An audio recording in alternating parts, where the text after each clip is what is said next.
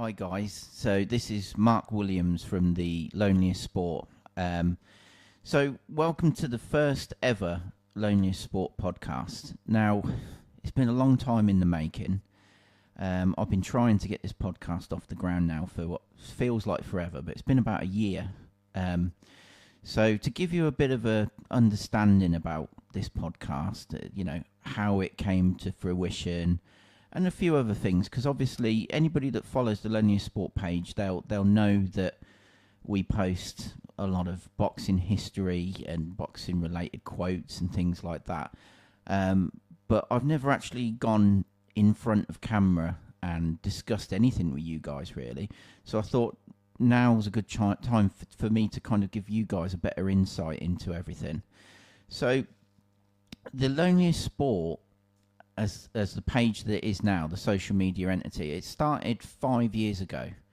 I set the page up, I believe it was on the 24th of February back in 2020, and it was just before we all went into lockdown. And the reason why I started the page was I had a business idea, and I wanted it to be boxing related. And I wanted to use social media as a form of marketing, as a form of advertising. And I'll be completely honest with you, I was going to set up a barber business. I was going to open a barber shop, and I wanted it to be boxing themed. And I noticed a lot of the other barbers out there were using social media to their advantage, and they were actually earning more from their social media posts and their video tutorials than they were from the actual cutting of the hair. And so I thought, if I go down that road, I want to use social media as well and try and, create another revenue stream. Well, basically what happened was I set up the page, I started putting posts out. I was kind of trying to feel out what worked and what didn't. And what happened was the page started doing a lot better than I thought it would. The posts were getting a lot more engagement than I thought they would. And in the beginning, there was a lot of experimentation. There was a lot of trying different things, and you kind of realise what works and what doesn't. And you shed what doesn't work, and then you focus more on what does. And back in the early days of the page, I used to do quite a lot of write-ups. We're talking 5-minute reads, 10-minute reads. But the problem I found was, first of all, obviously, if you're going to try and come up with a 10-minute essay, essentially, every time you post, and I was trying to post like 4 or 5 times a day, you just can't sustain it, because obviously you want to try and create the best possible piece that you can, and you've got to do your research. You've got to make sure your facts are correct, your dates are correct, you've got all your ducks in a row, and then you've got to polish it so that it's enjoyable for the reader. And being a family man who's got 4 kids, a wife, and other responsibilities, I just wasn't going to be able to do it. And so what I found worked for me was giving the quotes the front and center, being the focal point of attention, and making sure that I was trying my best to find quotes that even really avid boxing fans and boxing historians might not have come across before. If you take Muhammad Ali, for example, everybody sees Muhammad Ali quotes everywhere, and everybody knows the more common ones. I done wrestled with an alligator and all those ones. I wanted to find the ones that he'd said 50, 60 years ago in an interview that had long been forgotten, and bring them back to the surface, while at the same time kind of trying to teach people something about the humanity of the people involved in the sport. Their feelings, their emotions, their secrets, their worries, things that have inspired them, things that have nearly caused them to walk away from the sport, and just inspire people, really. And I think one of the things that became abundantly clear to me is boxers and boxing, the life lessons that you learn in boxing can translate to other areas of your life. And so you get a lot of people that don't box, never have boxed, but they take something away from what these boxers have said. And I think the other thing as well is, by making the boxers and their quotes the focal point of the page. It was my way of ensuring to myself that there was no ego behind what I was doing. I didn't want my face to be all over it. I wanted the boxers and what they had to say to be the most important thing. And I've always wanted to do a podcast because I've got so many different ideas, but I'm not really somebody that thrives on attention. And so I'm not somebody that's experienced in media or presenting or even giving public speeches. And so I'm going to have to learn how to do this as I go along, and I'm going to have to step out of my comfort zone as somebody that doesn't really like to stand out and kind of grow at the same time as the podcast does. So for you guys, this is the first ever episode. All I can say is please bear with me. I've got a lot of ideas, but it's only just getting off the ground. It's very much in its infancy. So please forgive me if I make any mistakes along the way. Please forgive me if it's not as polished and as professional as, say, like the Joe Rogan podcasts and stuff like that, because I am completely in uncharted territory for me. This is all new to me. The technical side of things, like setting up the microphones, the cameras, I tried my best. I couldn't do it. I had to pay someone to come in and do it for me. So just please forgive me. Don't be too brutal in the comments. And I assure you I will do my very best to give you the best possible content that I can and try and keep it at the same standard as what the Loneliest Sport has gotten to on Facebook and Instagram. So the plans for the podcast are, as you can see, I'm in a podcast room. This podcast room is in Cleary's Boxing Gym, which is in Leamington Spa in Warwickshire. It's a highly, highly respected gym. It's new premises. This gym opened just under 2 years ago, I believe, off the back of a lot of success. So the original gym was on the other side of town. It was in a really rundown area. It was your typical backstreet boxing gym to look at. It was small, it was cramped, it was dank. The building was falling down. Yet Edwin Cleary, owner and founder of the gym, was doing a fantastic job producing great boxers. And a few of his boxers that had been with him for a long time had made the transition over to the professional side of the sport after doing so well in the amateurs. And so I think they needed better facilities. And I think because the gym had such a good reputation and the boxers were starting to make waves in the sport, it enabled Edwin and Kurt, one of the people that works alongside him, to get the necessary funding to create a facility that is befitting of the success that the gym is enjoying. And I must say, I've been in a lot of gyms in my lifetime, a lot of boxing gyms. This is without a doubt one of the best gyms you could ever walk in. Everything is top notch, superb quality. It is world class, and it's got a great feel. One of the things that worried me when Cleary's Boxing Gym moved from its former gym into here is, yes, the facilities are better here. Yes, it's swank. It looks really good. But I worried it was going to lose some of the atmosphere that the old gym had, because it was such a wonderful environment for kids to come and learn and socialise and obviously to go on and achieve things. But here, I worried that, because it's so sterile looking, it wouldn't work in the same way. But I have to say, right from the first day they opened their doors, it's got the exact same feel, the exact same atmosphere. The only difference is they've got better means of producing the champions that they have been doing. And because it's a bigger building, they can take on more students. So it's a win-win, it really is. And at some point over the next few weeks, next few months, you will get the opportunity to see more of the gym, and you'll see exactly what I mean. It is a fantastic facility. And also, it's going to be an opportunity for you guys to get to know some of the boxers themselves. So Cleary's gym, it's not just an amateur gym. It's not just a professional gym. The amateurs and the professionals train alongside one another. Very much in the same way that Brendan Ingle had his gym up in Sheffield.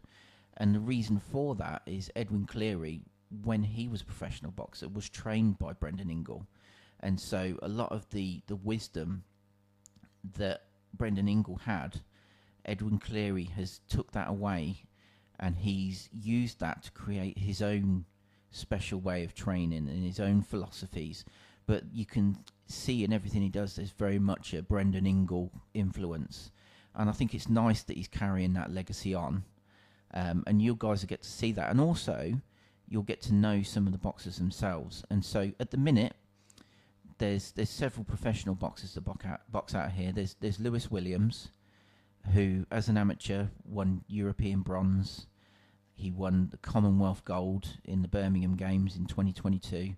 He's undefeated as a professional, and he's probably one of the most promising heavyweights in Great Britain right now.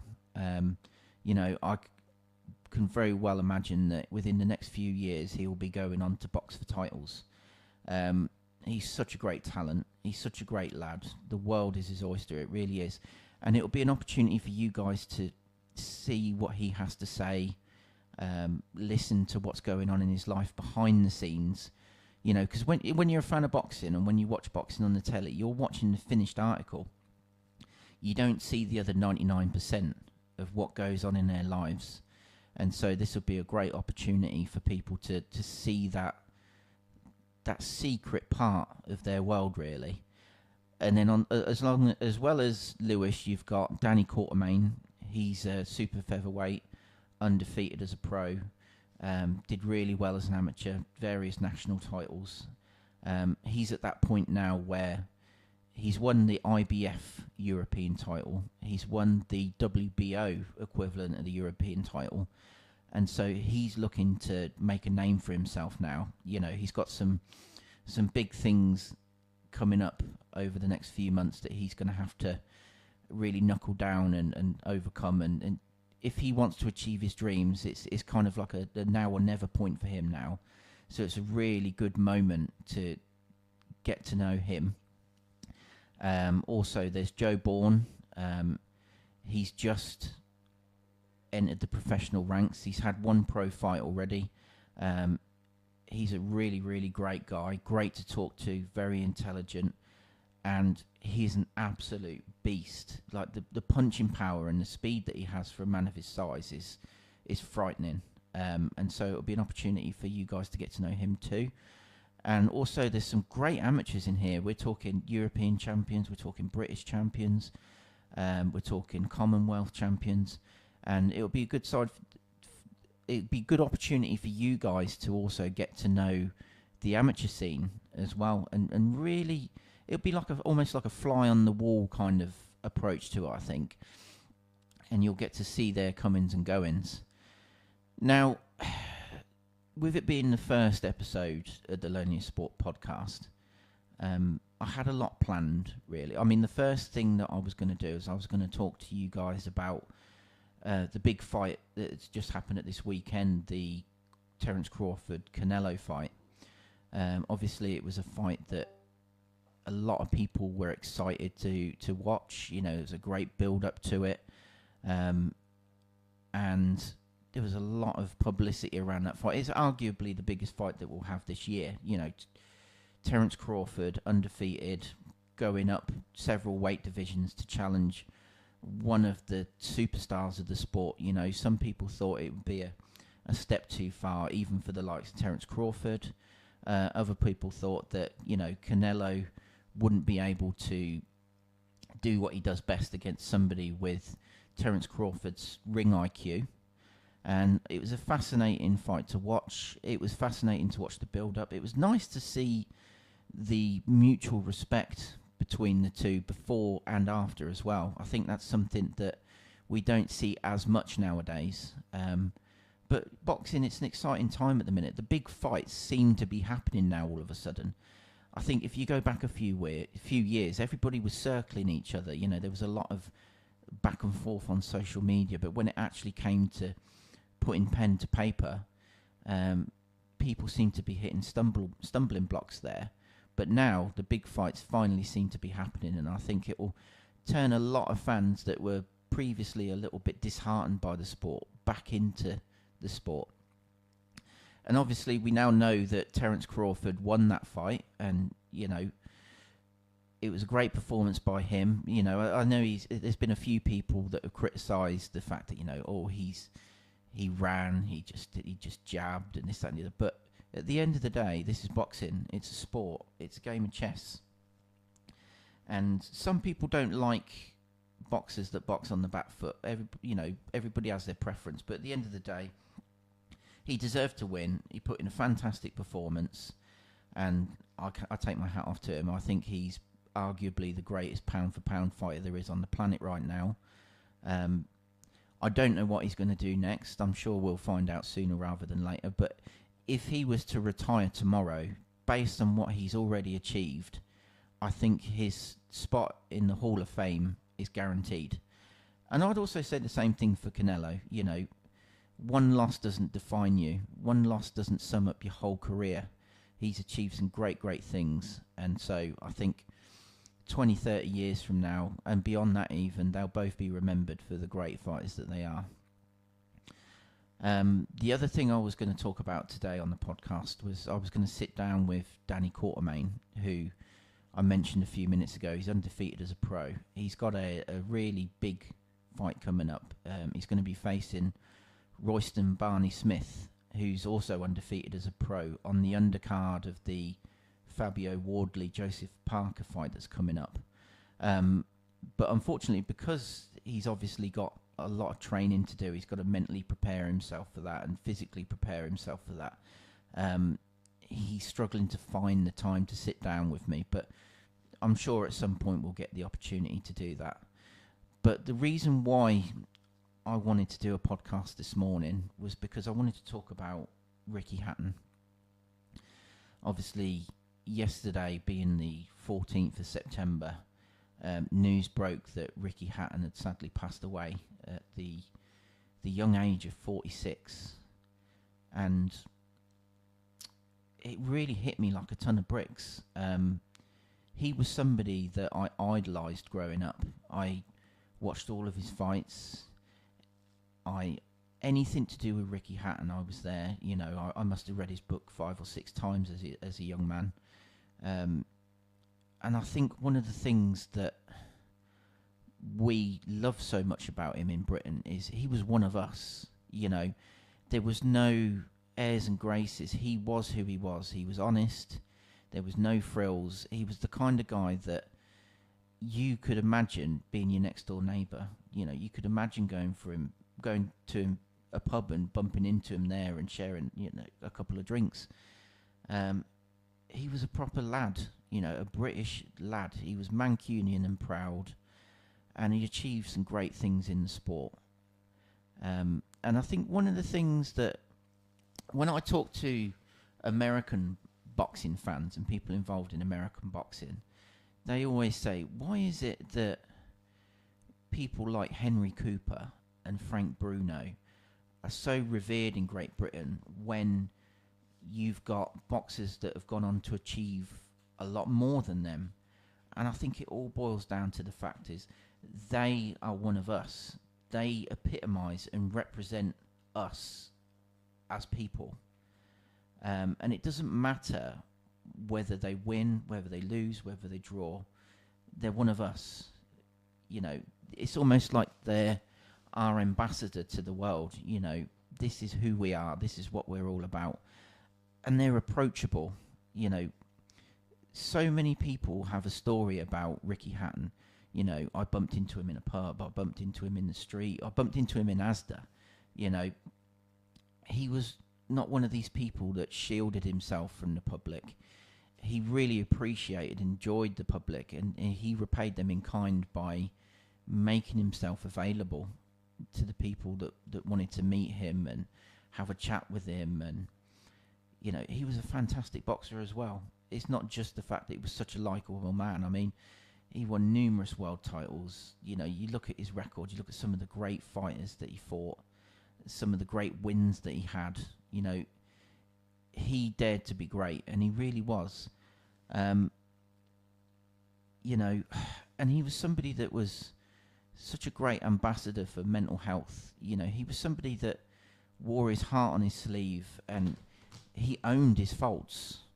You know, he would sit down and he'd have a very frank conversation about his struggles with depression, and you know, the fact that he had moments in his life that were really dark. And I think men in particular, we need to hear that, because boxing is such a macho sport, and you look at these people as being, you know, like the ultimate man.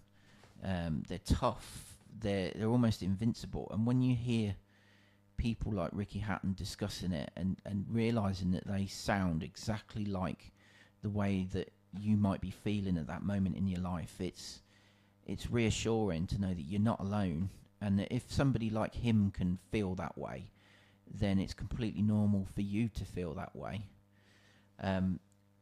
You know, and I met Ricky Hatton, and he was such a nice guy. He was so humble. He was so polite. You almost forgot that he was a public figure. It just felt like you were talking to a normal guy, you know, and I really do think that's what people loved about him. I mean, you look back to the fights that he had in Las Vegas, you think that the thousands of people that flew across the Atlantic to go and watch him. Vegas had never seen anything like that before. You know, it was an entire army of people. And those fans, they were singing for him even after the losses. You know, you look at when he lost to Floyd Mayweather and when he lost to Manny Pacquiao, the fans didn't care. You know, of course we wanted him to win because you're rooting for him, but did it make you love him even less? No, it didn't. Absolutely not. Absolutely not. He was a wonderful guy, and I'm so sorry that he's passed away. Obviously, it's still early days. We don't know what happened yet, and I think I would discourage people to speculate on what happened and just wait for the information to trickle out, as it always does in these situations. But in the meantime, I just want to pass on my personal and sincere condolences to his children, Millie, Fern and Campbell. I can't imagine what they must be feeling right now. It must have come as a real shock to them, and I just want to let them know, if they hear this, that I'm thinking of you guys right now. The same goes out to Ricky's parents, Carol and Ray. I've been lucky enough to speak to Carol a couple of times here and there in my life, and she's a really, really lovely lady.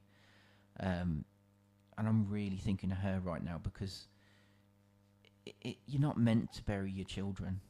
You know, it goes against the natural order of things. And having spoken to her on and off over the last few years, I know how proud she was of him and how much she loved him. And she always says, he was never Ricky Hitman Hatton to me. He was always Richard. And I think that sums it up. You know, he's my son. He might be a hero to you guys. He might be a guy that you love to watch fight and, you know, have posters of him on your wall. But to me, he was just my little boy that grew up and achieved great things, and I'm incredibly proud. And I just hope that they're okay. I know they're not going to be okay, in the sense that they're going through some real difficult times at the moment. But, you know, I'm sure I speak for everybody out there that we're all thinking of you guys, and we're very sorry that this has happened to your family. And the same goes to his brother Matthew as well. I mean, I know those guys were very close. They had a lot of love and respect for each other. So, you know, just know that we're all thinking of you. And also, it's only just recently that Joe Bugner sadly passed away. I know that Joe had been suffering from ill health for a little while. He'd been in a nursing home, suffering from Alzheimer's, and so it wasn't as much as of a shock to hear that Joe Bugner had passed away, but it doesn't make it any less sad. You know, this is a man who fought Muhammad Ali twice, you know, once in a 15-rounder, once in a 12-rounder. 27 rounds with arguably the greatest heavyweight there ever was. You know, and then to go and go the distance with Joe Frazier. And if you haven't watched Joe Bugner's fight against Frazier. I recommend you do it. It's a really enthralling fight to watch. And Bugner, despite losing, made a really good account of himself. And Joe Frazier would tell you, he was a great, great fighter. The people that went up against Bugner will say, don't let the critics fool you. This guy was the real deal. He was a great, great boxer. Unfortunately, he did get a raw deal in the press. I think a lot of that was down to the fact that obviously he got the decision against Sir Henry Cooper. Whether you agree with the decision or not, I think you have to remember it. Joe Bugner was not the judge. Joe Bugner was not the referee. He was just a man trying his best and doing his best. And on that night, the sole judge was the referee himself, Harry Gibbs. And Harry Gibbs himself made the decision that he felt that Joe Bugner deserved the win. Now, I've watched that fight 2 or 3 times over the years, and me personally, I felt that Bugner edged it. However, everyone's entitled to their opinion, and I think when you get a fight that's that close, you're entitled to disagree with me, and I wouldn't be offended by that for people that think that Bugner didn't deserve to win. But you can't hold it against the man himself. I mentioned earlier how much the British public loved Henry Cooper, and obviously, if you love someone that much, it's sad to see them lose their titles, and it's sad to know that that's their last professional fight and they're going to go and retire. But Joe Bugner didn't deserve the bad press that he got, in my opinion, and it did weigh heavily on him. This is a man who fled Hungary with his mum and siblings to come to Great Britain, at the time when it was a very, very dangerous and precarious journey to make. If they'd have been caught trying to escape, they would have surely either been executed or incarcerated, which I can't imagine would have been pleasant for them. And they came here and, Joe and his family, they did their best. They were decent people. Joe was a physical specimen. He was a fantastic athlete. Prior to being a boxer, he was a excellent discus thrower. Now, I know nothing about discus throwing, but anybody that does tell me he was one of the best in the country when he was a schoolboy. And if he hadn't have gone down the route of boxing, he would have undoubtedly been competing at a high level in that sport. And I think, looking at the guy, he's probably the sort of person that would have done well in any sport. Some people are just naturally athletic and they're just built for sports, and he was one of those people. And I think another one of the criticisms that Joe Bugner got in his career was that he hesitated to land a knockout blow. Now, I remember reading an interview where Joe Bugner denied that. He said, no, I didn't hesitate. I didn't lack the killer instinct. Now, one of the reasons that people believe that he did lack the killer instinct was because of what happened early in his career against a boxer by the name of Ulrich Regis. Unfortunately, Regis passed away as a result of the injuries he sustained in that fight. And if you listen to the thoughts and opinions of boxers that have experienced a similar tragedy, the likes of Chris Eubank, Barry McGuigan, Alan Minter, they all say it does weigh on your mind. It does have an impact. It does affect you. There are those moments of hesitation. And despite the fact that Joe Bugner denied that it had that kind of effect on him, would you really blame him if it did? Because I put myself in his position. If I had have been involved in a fight where somebody's tragically passed away, I don't know if I could carry on boxing. I tip my hat to the people that do carry on boxing, because at the end of the day, it's a tragic accident. And I don't think that they should be held accountable in any way for something. These are 2 complicit adults. Whether you agree that boxing should be considered a sport or should be scrapped altogether because of the risks involved, that's up to you. But if 2 complicit adults go into the ring, they know the risks. But personally, I don't know if I could carry on boxing if something like that had happened in a fight that I'd been involved in. But it's just sad that we've lost two British boxing icons in such a short space of time, you know. And I hope that in their passing, they'll be remembered for the things that they achieved. And I hope that they get the respect they deserve. You know, Ricky Hatton had only just recently been inducted into the International Boxing Hall of Fame. You know, and that's a testament to what a great fighter he was and how respected he was, not just in the UK, but throughout the whole world. And I hope that people remember Bugner with the same amount of respect, because despite not capturing a world title, he went in with some of the biggest names in the sport in the golden era of the heavyweight division. You know, Muhammad Ali twice, Joe Bugner, Ron Lyle, Ernie Shavers. You know, he did not duck anybody. And whether or not he won, I believe he gave his best. I don't believe that he went in there just to survive. I think he went in there with every intention of winning his fights. And so I think some of the criticism he gets is unfair. And I hope that now he's gone, people will perhaps rethink some of their criticisms, because, you know, at the end of the day, he achieved far more in his life than any of us have. And so he deserves the respect.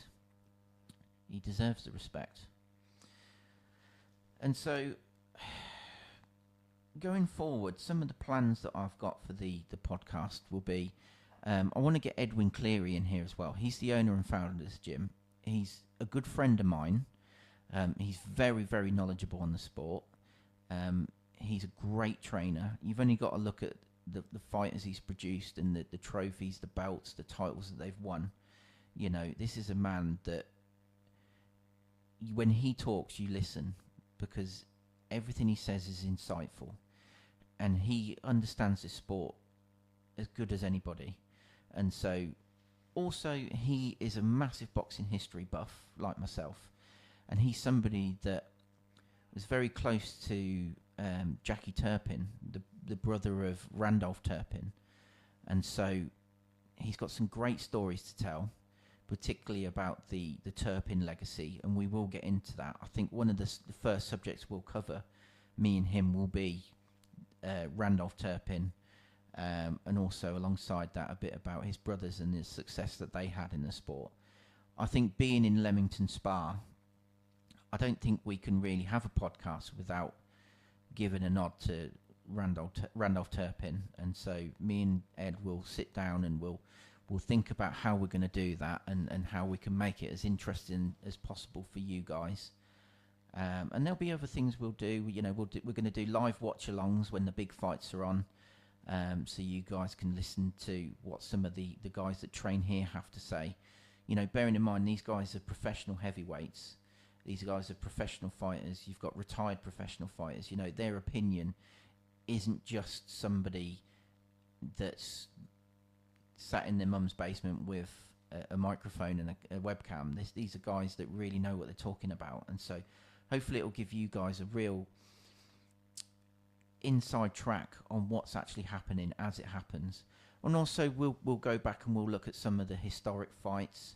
We'll do some biographical stuff about some of the greatest fighters there's ever been. And, you know, any new ideas that come up along the way, we'll introduce them too. But just signing off, what I would like you guys to do, anybody that's ever met Ricky Hatton, even if you haven't met him, I want to know what your favourite memory of Ricky Hatton is. You know, whether it could be a time you bumped into him when you were on holiday in Tenerife, whether you met him at a meet and greet, whether you went to watch one of his fights, or even if you never met the guy but you just remember the night that he beat Costazu to win the title of being at the time the best super lightweight in the world. I want to know what you guys have to say about the man, what your memories are. And I wish you guys a great week. I'll try my absolute best to upload a podcast every week, and I'll try my absolute best to get a guest on every week. And hopefully that'll be easier as the podcast progresses. Once we get a little bit of traction out there, and once people start to know about it, hopefully the boxers in this area will be encouraged to come on But in the meantime, wish you all the best. Speak to you next week.